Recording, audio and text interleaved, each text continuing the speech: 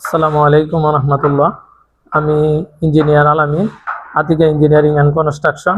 আজকের আলোচনার বিষয় গাঁথনি সম্পর্কে বিস্তারিত। প্রথমে আমাদের খেয়াল রাখতে হবে ফ্লোর অবশ্যই পরিষ্কার করতে হবে। ফ্লোর পরিষ্কারের সাথে আপনার যে জায়গায় আমাদের ড্রয়িং অনুযায়ী আমরা লেআউট দিব, ওই লেআউটের যে জায়গাটা আছে সেই জায়গায় কিন্তু অবশ্যই চিপিং করতে হবে, পরিষ্কার করতে হবে, পানি দিয়ে ধুতে হবে, ঝাড়ু মারতে হবে। মারার পরে আমরা যে সিমেন্ট এবং পানির মিশ্রিত যে গ্রাউন্ডিং, এই গ্রাউন্ডিংটা অবশ্যই আপনার গাঁথনি করার আগে ওই গাঁথনির লেভেলেই কিন্তু গ্রাউন্ডিংটা দিতে হবে। এরপরে কিন্তু আমরা পিসি একটাই ঢালাই আছে 3 ইঞ্চি 2 ইঞ্চি, তো এই ঢালাইটা দিতে হবে। দেওয়ার পরে কিন্তু আমরা এর উপর থেকে গাঁথনি শুরু করব।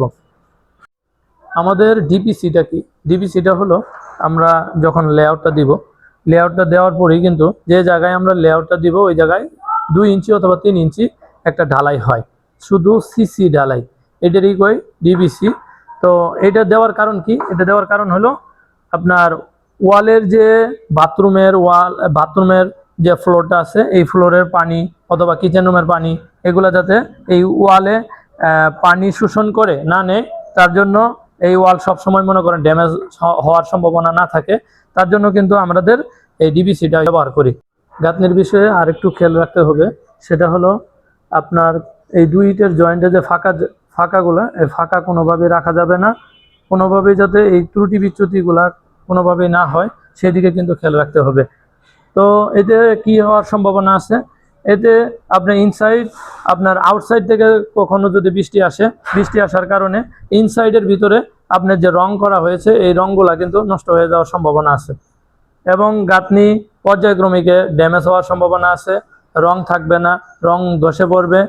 এই জন্য আমরা পূর্বে যে আমরা দেখালাম যে মসৃণ হতে হবে এবং দুই পাশেই ইনসাইড এবং আউটসাইড খুব সুন্দর মসৃণ থাকতে হবে।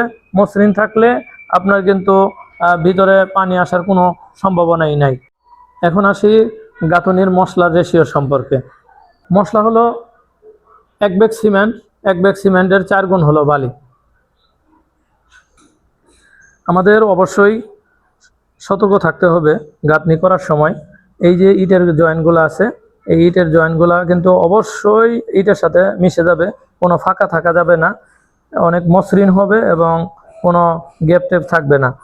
ইনসাইড এবং আউটসাইড দুই পাশেই কিন্তু সেমই হবে এবং গাঁথনি করার পরে মশলা 2 ইটের জয়েন্টে দেওয়ার পরে আমাদের এখানে মশলা পুন্নি দিয়ে সুন্দরভাবে চাপ দিয়ে মসৃণ করতে হবে। আরেকটি মেজর বিষয় আমাদের লক্ষ্য রাখতে হবে, এই গাঁথনির টপ থেকে বটম পর্যন্ত যে আমাদের 10 ফিট, এই 10 ফিটে কিন্তু গাঁথনি একসাথে উঠানো যাবে না।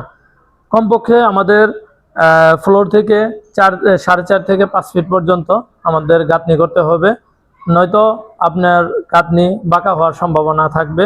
অবশ্যই আমাদের এই যে খেয়াল রাখতে হবে যে 4.5 থেকে 5 ফিট পর্যন্ত আমাদের গাঁথনি করতে হবে।